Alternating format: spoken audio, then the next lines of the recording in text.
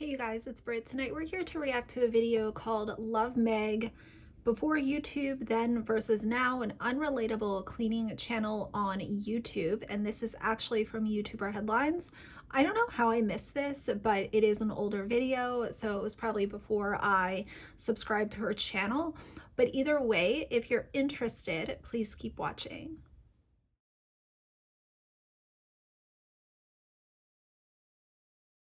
All right, you guys, so chances are if you subscribe to my channel, you know who YouTuber Headlines is. She covers, I would say, similar content. She focuses more on, I think, like mommy vloggers. Like I cover different stuff. So I don't know. It's kind of similar, but kind of not. I don't know.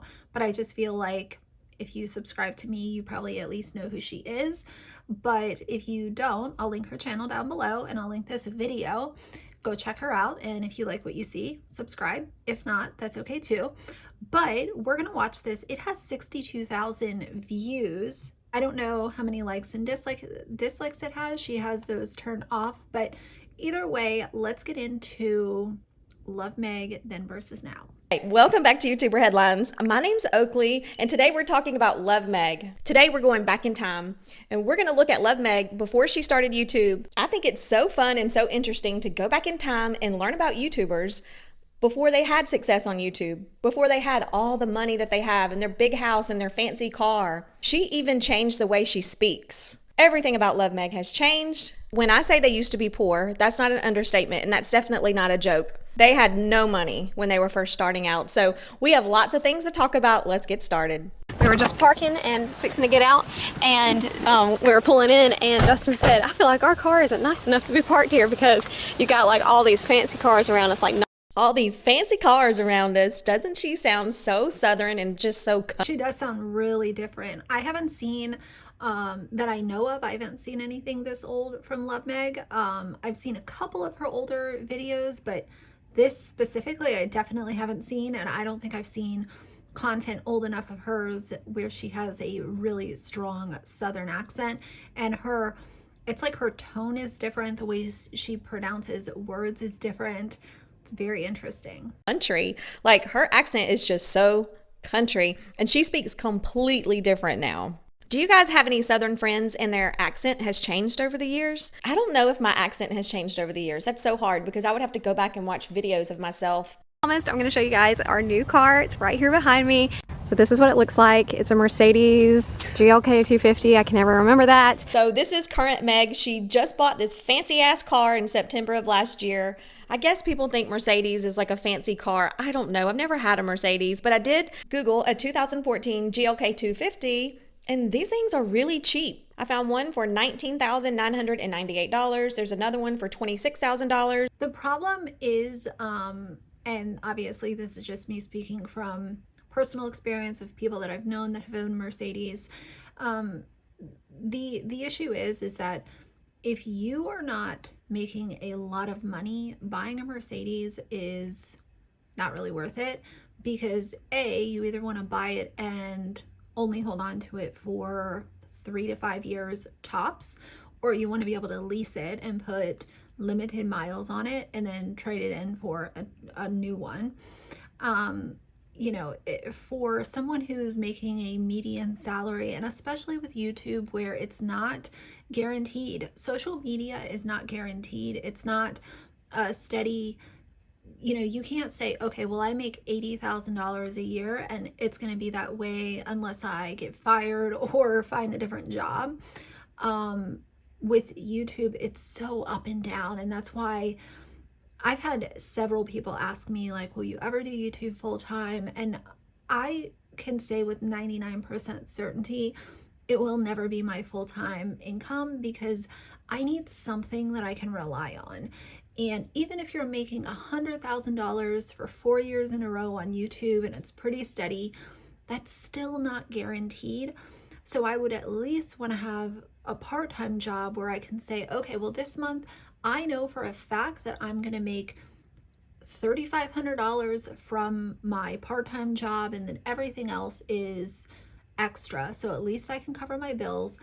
I just like to know baseline of what I'm bringing in. I think that putting all of your eggs in the YouTube basket is very risky. But I say that just to say that even if, you know, buying a Mercedes is a status symbol, so it's a weird flex. I don't know. I think that there's nicer cars than Mercedes. If you're going to spend $25,000 on a vehicle, there's just other cars that I would spend my money on. But either way, it is the maintenance is the problem with Mercedes. And if you're buying one and you either have a limited warranty or your warranty runs out, you're pretty much shit out of luck, because the maintenance is so high on those cars, and they also don't hold on to their value. So either way, weird flex, Meg, but do your thing. And I used the Atlanta area to get these prices because she said that's where they purchased hers. So this is not an expensive car by any means. Just because someone drives a Mercedes doesn't mean they spend a lot of money on it. Goodness gracious, this place is fancy. Goodness gracious, she said. Isn't she so adorable? See, this is when I found Love Meg. This is the Love Meg that I subscribed to way back in the day. If you can't tell by the elevator I'm in, yes, I'm in an elevator. It looks crazy. And there's even like a TV in here. She loves the elevator. She's impressed by that fancy elevator. And you can just tell she just gets excited over the little I things. recently reacted to the 2 most popular videos on Love Meg's channel as of today. And so I don't know if this video is coming first or the other one will, but they're both being filmed today is what I'm saying. And you really can see where Love Meg had this charm about her, where you can understand why people would want to follow along with her journey. But because she was so humble and so down to earth and so relatable to so many people, because dealing with poverty and, you know, having to feed your family on a budget is a very normal thing. That is relatable. To see her change, I think, is also why she's such a point of discussion in the influencer world, because some of the other influencers that might have lost some favor with their subscribers didn't come from the place that Love Meg came from, if that makes sense. And she appreciates the little things, I feel like. I think some of the change that we've seen in Meg over the years is just her growing up. She was really young when she started YouTube, and she's in her 30s now. So of course we all grow, we all change. But isn't it so interesting to go back and look at these YouTubers? I might do this on other YouTubers too, and see where they started. And there's definitely nothing wrong with growth. There's nothing wrong with making more money and being successful in life. That's what everybody dreams of. So I'm definitely not saying there's anything wrong with any of that, because there's absolutely not. That's what we all want for our lives. I think one of the biggest things with Love Meg, though, is just the greedy way that she puts her stuff out onto YouTube. It's constantly, what are you guys doing for me? Shaming people for buying Starbucks instead of wanting to pay for her videos that are behind a paywall, constantly kind of promoting this flex culture to people who watch her that found her way back then, who are having to figure out how to feed their family on a budget. So it's not just the fact that she has found success, because success is not the problem. The problem is how success changes someone's personality, and how in exchange their personality is put out to their own subscribers, who put them in the place that they're in now.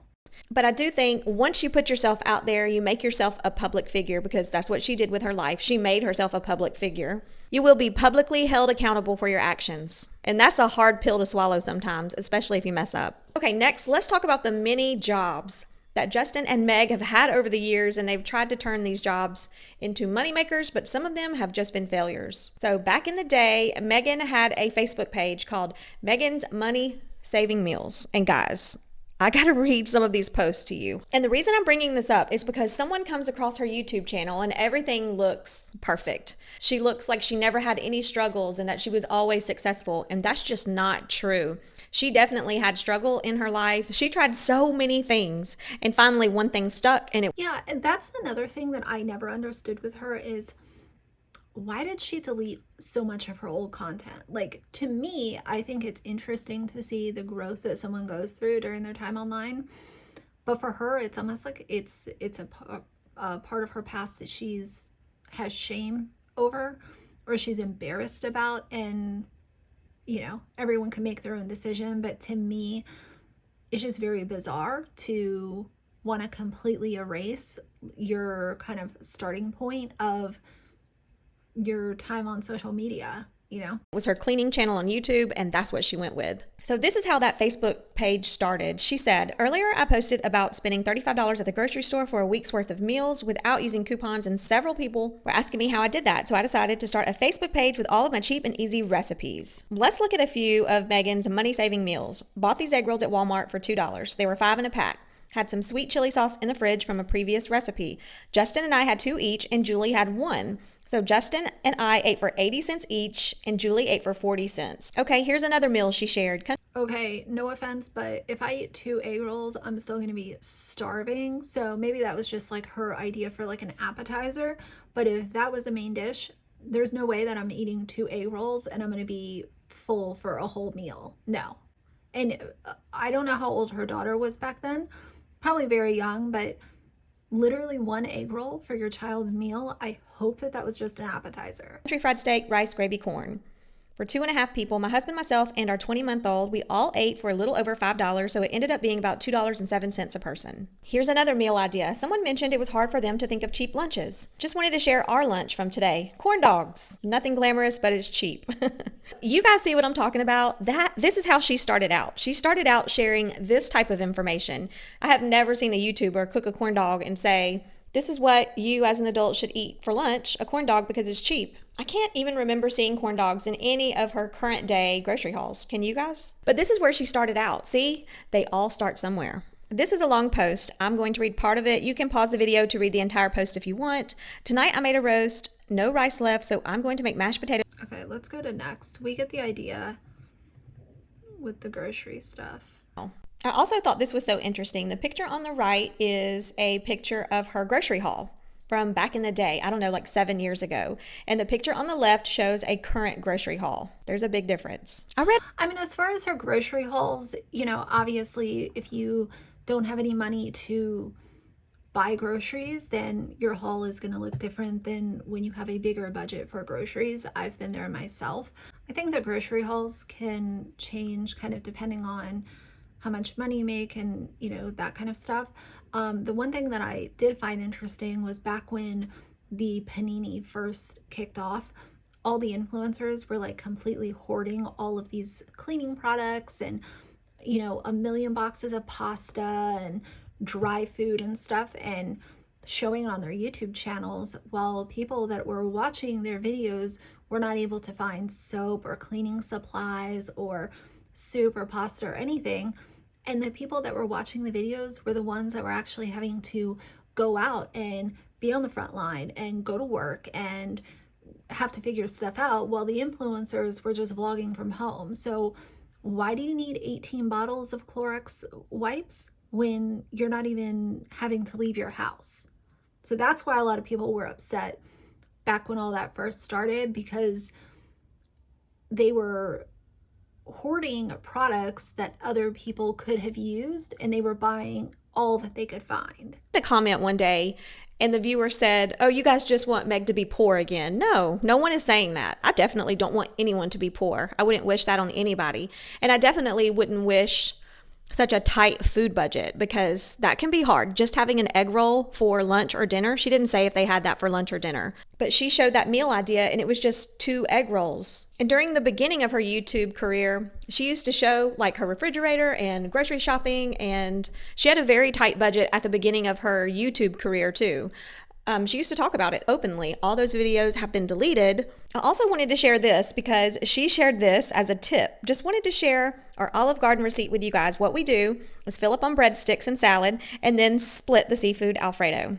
Justin got tea, I got water. We always leave full and with a to-go bag of breadsticks. So they used to go out to eat, but it doesn't sound like they could afford to buy 2 meals. So they would just split a meal and then eat a lot of free breadsticks and the free salad, that you get at Olive Garden when you buy a meal. So there's absolutely nothing wrong with that. And I think that when she used to share stuff like this, I think people can relate to going out to eat with your husband, not having enough money to buy 2 meals, or maybe just wanting to save a little money, just buying 1 meal and splitting it. People can relate to that way more than they can. Current day, she is sharing how she's buying fake cakes. It was around Valentine's Day. So she's buying all of these artificial cakes and she's putting them on cake platters and decorating with fake cakes. And these are pretty expensive cakes. There have been a lot of comments from viewers about these cakes. But you guys see what I mean? People can relate more to the older Meg. Like, who buys all these plastic? I don't even know if they're plastic. Who would want a fake cake in their house anyway? What a freaking waste.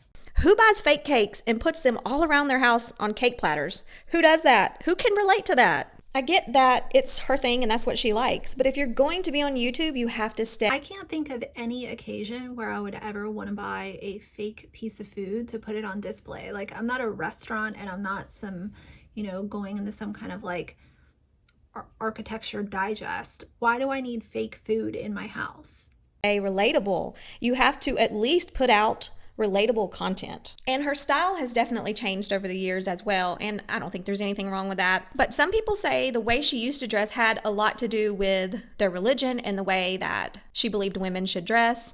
As you can see here in this picture, she used to dress very modest. This is a jean skirt and it goes all the way to her ankles, and it does remind me of how the Duggars dress. And she did make a comment on the Facebook page talking about the Duggars and how she loves to watch that show, but she definitely doesn't dress like that anymore. So here's a comment she made about dressing modest, and it says Justin, but I think they shared this Facebook page because some comments were from her and some were from Justin. All my modest girls should get a kick out of this one. I don't know how many times someone has told me, oh, you must be Amish or brainwashed or part of some cult. Or you must have gotten that from the Duggars, just because I choose to dress modestly. It's so funny what some people come up with.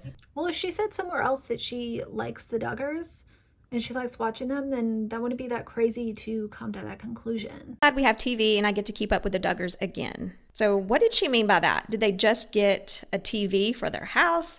Did they just get cable? I don't understand, but she was so happy to have TV and she got to watch the Duggars. So she was a fan of the Duggars. I'm not sure if she still is. And I saw this post, finally got a new pair of sunglasses. I love them. I've honestly had the same pair for over 3 years and they came from the Dollar Tree. And the picture on the left is Meg on a cruise, and while on the cruise, she bought a pair of Ray-Bans. And guys, again, there's nothing wrong with her buying Ray-Bans or buying expensive sunglasses or clothes, but I just find it so interesting to see a YouTuber's journey. And you guys have to remember that when you watch YouTubers, everybody. And here's the whole thing with someone like Meg. What she hasn't learned is you don't have to tell your subscribers everything that you're buying. It's crazy to me. Like, one way to remain relatable is to stop promoting flex culture and stop telling your subscribers every little thing that you're buying, because the more that you do that, the less and less relatable that you're going to become to those people. So stop promoting flex culture, stop participating in it, and that will end up helping some of that kickback that she might have received. I mean, it's way too late for her now. But you don't have to tell people that you bought sunglasses on a cruise. They don't need to know that. Stop participating in this flex culture. Oh, we're on a cruise and I bought, $200 sunglasses. They had a journey. They definitely didn't start where they are today. They didn't have this many followers. They didn't have the house they have, the car they drive, the clothes they have. None of that was there when they started. Also, a while ago, Love Meg made an entire video about parenting and how she gets her kids to behave and how she disciplines her children. That video's been deleted, but I watched it when she posted it, and never did she mention spanking her children at all. Never. But I found this post on Facebook and she said, so Julie had to get a spanking for something, and after I did that, Molly, which is their dog, had to go up to Ross and check on him and then laid in front of his seat and stare at me like, you aren't spanking this baby, and kept giving me this look like I was terrible for spanking Julie. She almost had me feeling bad, but Julie really needed it. So YouTubers don't necessarily share their reality online. They only share what they want to share. They share things they won't be judged for. They share things they won't be critiqued for. So don't for 1 minute think that anybody's life is perfect, because it's not. I mean, their dog Molly was definitely protecting the child, and just the fact that the dog was being protective over the other child tells me that that was probably something very, very bad and something that the dog had a reaction to. not. This post was made on Facebook before she started YouTube. Once she got on YouTube, I never heard her talk about spanking her children. If I'm wrong, let me know down in the comments, but I've never heard her talk about spanking her children. I also want to talk about a comment that she made in one of her most recent videos. And you guys, people cannot relate to this. I can't even tell you how many comments I've seen about this and how many messages I've seen regarding what Meg has that like pageant hair there. viewers say that Love Meg has no understanding of a real job. Real people have to get up and go to work every day. Some people work inside their homes, some people work outside their homes. She made a comment in her last video talking about her schedule. Remember, she said she was going to start posting 4 to 5 times a week. Well, we all knew that she was not going to continue to do that. Every time she tries to get on a schedule, she can't do it, guys. She never sticks to. Why is it that full-time YouTubers are not able to get out 4 videos a week? Now, I understand that she's a mom and, you know, that takes up time too, but you are literally at home full time, all day, all night.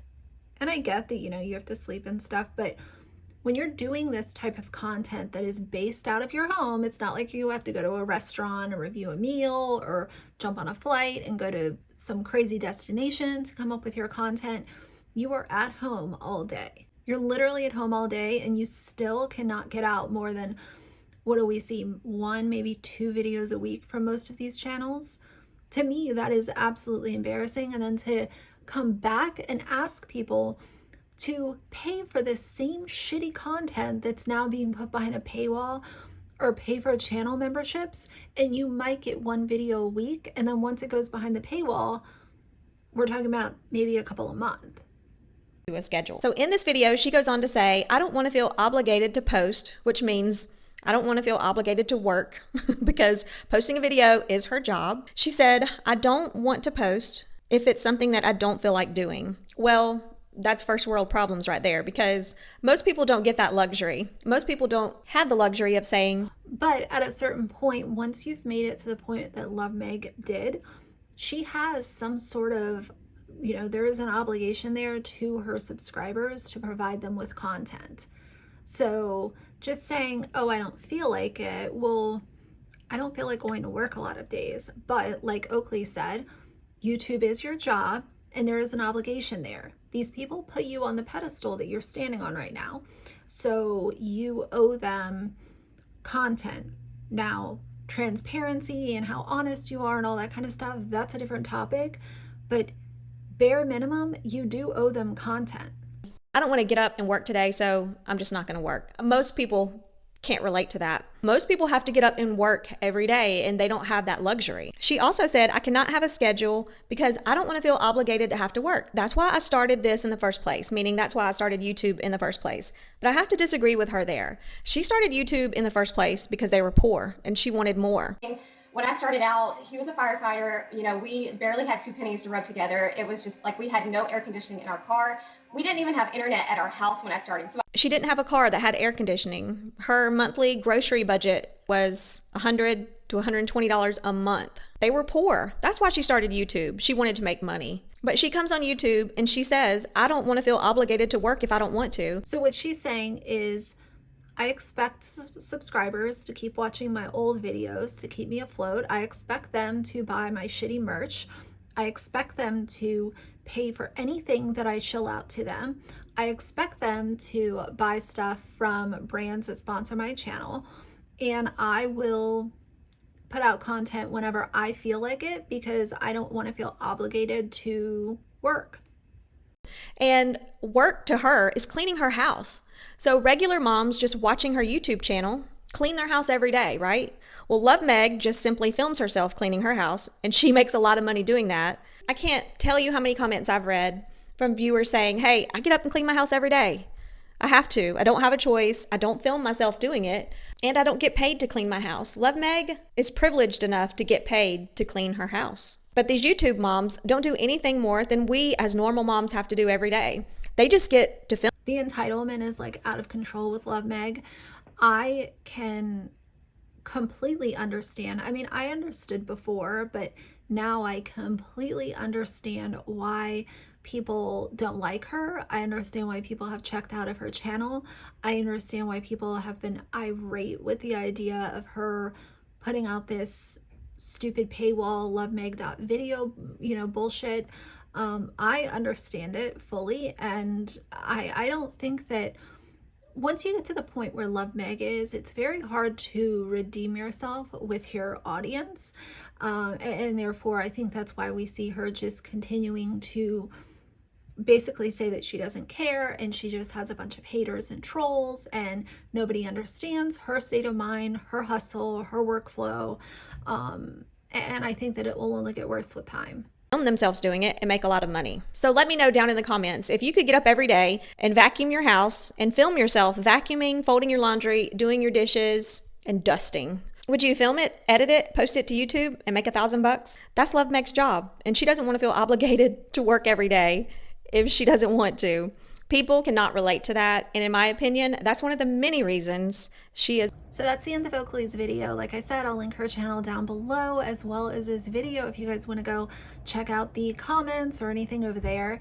It is really interesting to see kind of then and now where some of these YouTubers come from. And like I've said in other videos, I think that there's a fine line, and not a lot of influencers have done a great job, but there is this thing of having a change in your style, or maybe the vocabulary that you use or the way that you present on vlogs. All of us change. All of us go through seasons where we might be a little more serious, a little more funny, a little more, whatever. And obviously things are always happening behind the scenes that viewers might not know about. But when it comes to this kind of black and white change, where as soon as you see the money start rolling in, you see these standard upgrades, and it's usually something to do with style, whether it's super expensive Louis Vuitton handbags, designer clothing. Then you get to upgrading the vehicle, usually to a Range Rover, BMW, Mercedes, something along the lines. And then you have the house upgrade. And the house upgrade is not only telling subscribers that you've made it, but it's also telling them, look at this big mansion that I was able to buy because y'all are watching my videos. That speaks volumes, and it's content for their channel. So it's not only them rewarding themselves for, look at this thing that I was able to buy, but it's also more content, and home tours are something that people on the internet are usually very interested in. But there is a way to go through life changes and not participate in flex culture and not participate in the entitlement and making these comments about, oh, I don't want to be obligated to work, like Meg says. Even though I can't think of anyone right now who's done a really good job of this, there is a way to show some of these changes and it not come off as a, you're an entitled little brat to your subscribers who put you in the place that you're in. And I think that there has to be a level of self-awareness and control, and also keeping some things private, because like the thing with the sunglasses, Meg, nobody needs to know that you bought Ray-Ban sunglasses on your vacation cruise.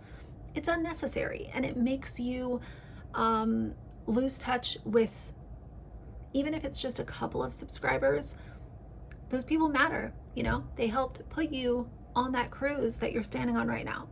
So either way, that's going to be it for now. So if you like the video, please leave a like in the comments. And if you'd like to see more from me in the future, please subscribe. I'll see you guys soon. Bye.